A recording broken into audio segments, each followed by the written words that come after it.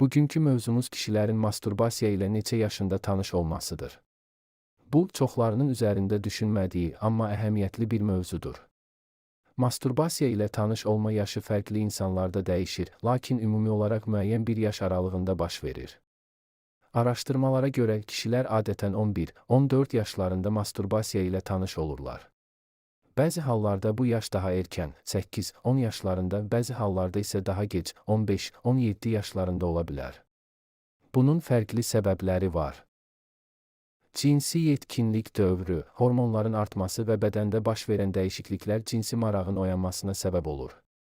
Maraq və sosial təsir, dostlar arasında bu barədə danışılması, böyüklərin zarafatları və ya filmlərdən təsirlənmək erkən marağa səbəb ola bilər. İnternet və pornoqrafiya, əvvəllər insanlar masturbasiya ilə əsasən təsadüfi olaraq tanış olurdular. İndiki dövrdə isə internet və pornoqrafiya bu prosesi sürətləndirir. Bir çox oğlan 10-12 yaşında pornoya baxmağa başlayır və bunun nəticəsində masturbasiya etməyə öyrəşir. Təhsil və ailə mühiti, bəzi ailələrdə bu mövzu tabu sayıldığı üçün uşaqlar uzun müddət masturbasiyanın nə olduğunu bilməyə bilər. Digər tərəfdən, bəzi ailələrdə açıq müzakirə edilir və bu, uşağın daha gec tanış olmasına və ya fərqli baxış formalaşdırmasına səbəb ola bilər. Erkən yaşda masturbasiya etməyə başlayan kişilərdə bəzi təsirlər müşahidə edilə bilər. Beyində dopamin balansı pozula bilər. Masturbasiya zamanı beyində dopamin hormonu ifraz olunur və bu, mükafat hissi yaradır. Erkən yaşda həddindən artıq masturbasiya edənlərdə beyin bu hissə öyrəşir və gündəlik həyatdakı təbii zövqlərə qarşı maraq azalır.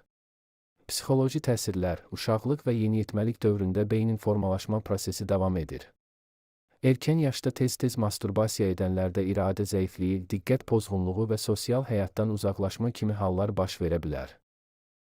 Pornoqrafiya asılılığı riski, porno ilə birlikdə masturbasiya vərdişi formalaşarsa, gələcəkdə real münasibətlərdə çətinliklər yarana bilər.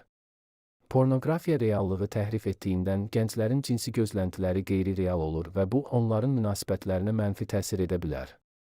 Fiziki təsirlər, həddindən artıq masturbasiya edənlərdə yorğunluq, enerjisizlik və hətta cinsi həssaslığın azalması müşahidə edilə bilər.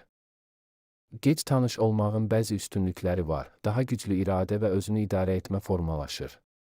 Beynin təbii inkişafı pozulmur və dopamin balansı qorunur.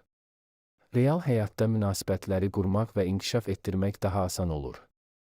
Bəzi gənclər 15-17 yaşına qədər masturbasiya ilə tanış olmur və bu, onların həyatına heç bir mənfi təsir göstərmir.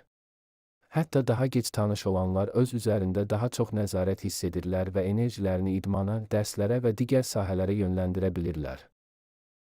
Əsas məqam odur ki, masturbasiya ilə tanış olmaq təbii olsa da, bunun nəzarətsiz vərdişə çevrilməməsi üçün diqqətli olmaq lazımdır.